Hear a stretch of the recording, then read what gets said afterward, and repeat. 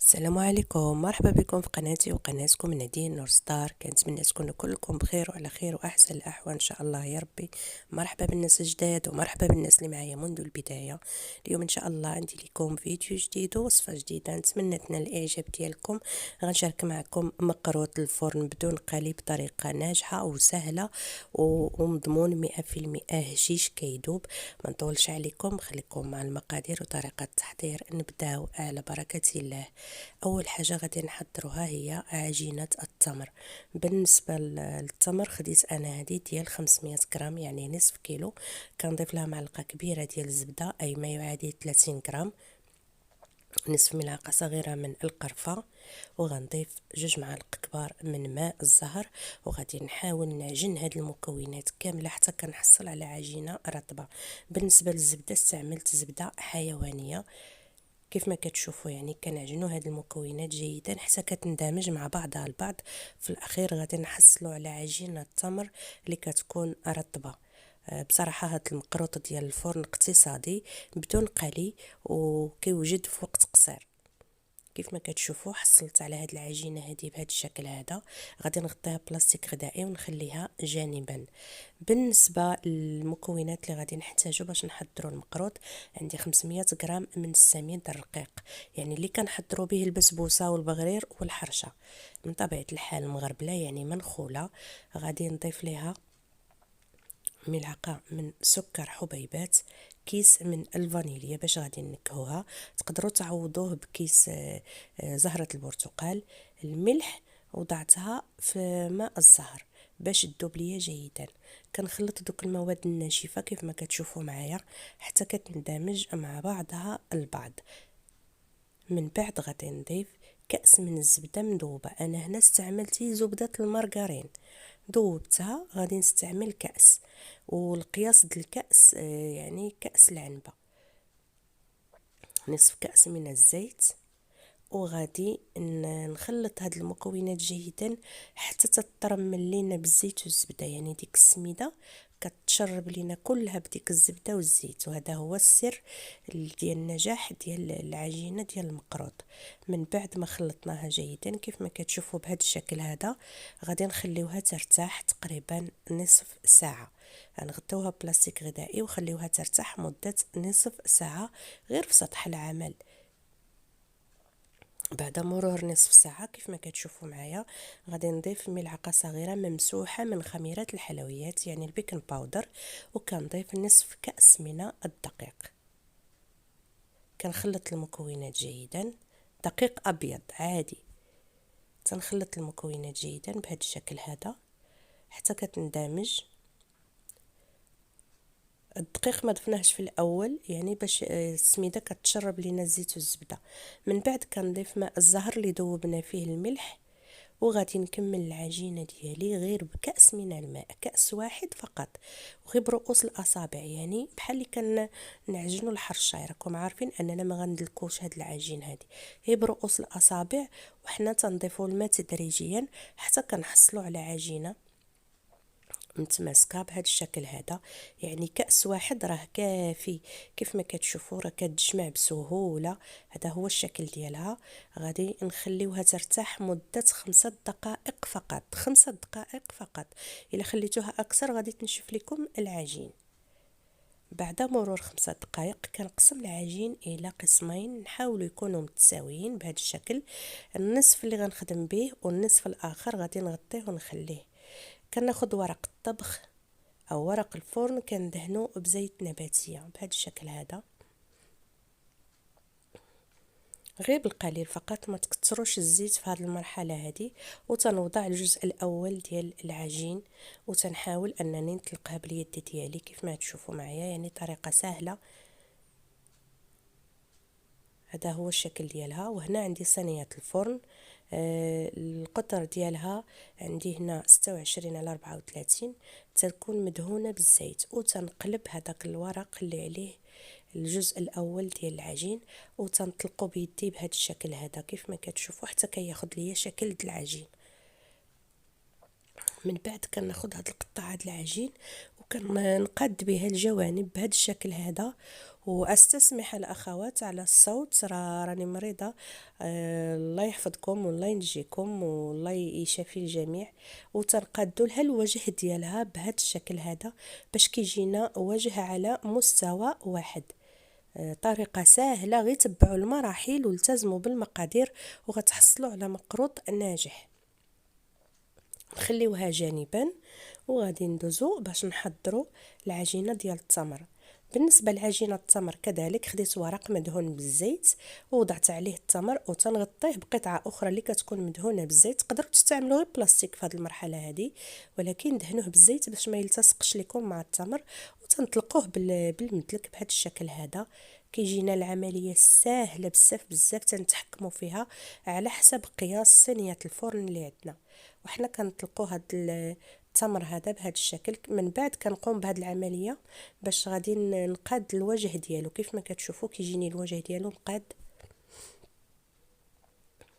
كناخذ القياس بصينيه الفرن كيف ما كتشوفوا معايا. من بعد غادي نزول الورق الاول وكنهز التمر بهذا الشكل هذا وتنوضعوه على صينيه الفرن اللي وضعنا فيها الطبقه الاولى ديال العجين بهذا الشكل هذا. كيف ما كتشوفوا كنضغط شويه باليد ديالي من الجوانب باش كيشد راسو مزيان مع الطبقه الاولى.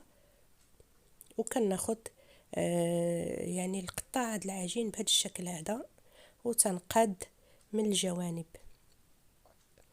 باش كيجينا على مستوى واحد بهذا الشكل هذا. يعني مقروط الفرن من اسهل ما يكون بدون قلي وكيوجد بسرعه. كناخذ الطبقه الثانيه كذلك تنوضعها على ورق الطبخ اللي مدهون بالزيت، تنطلقوها بهذا الشكل هذا وتنوضعوها على الطبقه ديال التمر بهذا الشكل هذا. كتجينا العمليه سهله بزاف وتنتحكموا في العجين كيف ما بغينا. غادي نقادوها بيدينا بهذا الشكل هذا. من بعد غادي ناخذ القطاع هذا العجين كيف ما تشوفوا معايا كنقاد بها الجوانب يعني الحواف باش كيجيونا مقادين على مستوى واحد. ومن بعد كنقاد وجه العجين كيف ما غادي تشوفوا معايا. يعني الطريقه سهله وواضحه ومفهومه. يعني غير التزموا بالمقادير وغادي تحصلوا على مقروط ناجح كيف ما كتشوفوا معايا. يعني طريقه جد سهله وكيوجد بسرعه. يعني كنعرفوا المقروط اللي كنقليوه يعني كياخذ لينا وقت، خاصك تحضريه وتخليه حتى كينشف ويشد راسو عاد انك تقليه. هذا لا، مباشره كيف ما كتحضريه كتدخليه للفرن. من بعد كناخذ مسطره. انا اعتمدت على المسطره باش يكونوا عندي قياسات متساويه ونحصل على قطعه المقروط يكونوا بحجم واحد. يعني كديروا القياس اللي بغيتو حسب الاختيار ديالكم. هذا الشيء كيبقى لي راجع لكم نتوما. يعني انا خديت هنا قياسات كنحاول تجيني متساويه. ومن بعد غادي ناخذ السكين وتنبدا نقطع على حسب القياسات اللي خديت. كنستمر بهذه الطريقه هذه حتى نكمل يعني صينيه الفرن بالكامل. وكيف ما كتشوفوا مره كنمسح السكين لان كيكون قاصته العجينه ديال التمر باش كنبقى محافظه على المقروطه ديالي ويكون مقاد هو هذاك. من بعد غادي نقلب صينيه الفرن وغادي ناخذ القياسات بالطول باش كنحصل على مربعات اللي كتكون متساويه كيف ما كتشوفوا معايا. يعني طريقه سهله. ممكن هنا تستعملوا الطابع ديال المقروط الا متوفر عندكم. انا استعملت غير مسطره. هاد المسطره دائما تناخذ بها القياسات يعني مخليها غير بخصوص هاد المسائل بحال هكذا كتنفعني. كيف ما كتشوفوا كيجيونا مربعات مقادين. تنكمل بهذه الطريقه هذه حتى كنقطع يعني هاد صينيه الفرن كامله على شكل مربعات متساويه. يعني طريقه سهله ما عليكم غير تجربوها. من بعد كناخذ هاد النقاش اللي كنقشوا به يعني الكعك والمقروط وتنوضع علامات بهذا الشكل هذا. يعني غير تزيين بسيط وكيبقى كل واحد حسب الرغبه ديالو. ممكن تزينوها باشكال اخرى. انا استعملت غير هاد الطريقه بسيطه يعني باش المبتدئات كلهم يوجدوا المقروط في هذا رمضان المبارك. من بعد ما كملتها كيف ما كتشوفوا غادي نرجع ناخذ السكين وتنرجع نمرر السكين في دوك الخطوط اللي في الاول، وكنحرك السكين بحال اللي كنوسع دوك الخطوط شويه. كيف ما تشوفوا معايا ردوا البال معايا العمليه اللي كنقوم بها ملي كنوضع السكين، يعني بحال اللي كنوسعها نتوما، يعني كنحرك اليد ديالي باش ملي كندخلوه للفرن كيجينا هو هذاك، يعني كيكون مقطع مزيان. وفي هذا الاثناء الفرن راه كيسخن على 170 درجه فقط. نشعلوا عليه النار غير من التحت حتى يتحمر، ونشعلوا عليه النار من الفوق باش كياخذ لنا داك اللون الذهبي. ندخلوه للفرن ونرجعوا نتلاقاو. ومباشره كيف ما كتشوفوا من بعد ما خرجته من الفرن راه مازال سخون. ضروري انكم تردوا البال في هذه المرحله هذه، يعني كيكون سخون وكناخذ العسل اللي كيكون دافئ وكنسقيه بالعسل، كنخليه يعني حاولوا انكم تشربوه بالعسل جيدا بهذا الشكل هذا. ما تخافوش، راه السميد كيشرب، راه بسرعه غادي يشرب الكميه ديال العسل اللي ضفتوا ليه.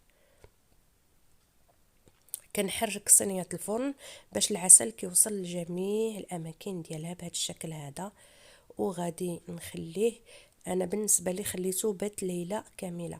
الا كنتو مزروبين خليوه 8 ساعات، غطيوه بلاستيك غذائي وخليوه يبات ليله كامله. كيف ما كتشوفوا بعد من مرت ليلة كاملة على المقروط كنا احتفظنا بالقليل من العسل، غادي ناخذوه غادي ندهنوا به غير القليل في الوجه باش كيعطينا ديك اللمعه ديال العسل ديال اللمعان. كنستمر بهذه الطريقه هذه، كنوضع غير قليل غير بالبانسو غير واحد شويه وصافي. كيف ما كتشوفوا هانتوما بهذا الشكل هذا، ولكن راه كيجي رائع لذيذ هشيش كيدوب، ما تشبعوش منه. نتمنى انكم تجربوه، مقروط بطريقه بسيطه جدا وسهله وسريعه. هذا هو الشكل ديالو كيف ما كتشوفوا معايا. غادي ناخذ لكم قطع باش تشوفوا الشكل، ما شاء الله كيجي رائع وناجح 100%. لذيذ بزاف. نتمنى انكم تجربوه من اسهل ما يكون بدون قلي، بطريقه جد رائعه وناجحه 100%. الى وصلتوا معايا حتى لهنا ما تنساونيش من اللايكات ديالكم ومن التعاليق، وما تنساوش بارطاجيو الفيديو مع الاهل والاحباب باش كلشي يستافد وتعم الفائده. ونتمنى انكم تجربوه، كيجي رائع لذيذ لذيذ. شكرا لكم على تشجيعكم ودعمكم، شكرا على كلامكم الطيب وقلوبكم الطيبه. استودعكم في حفظ الله الذي لا تضيع ودائعه. دمتم سالمين والى فيديو لاحق بحول الله. بسلام عليكم وعواشركم مبروكه.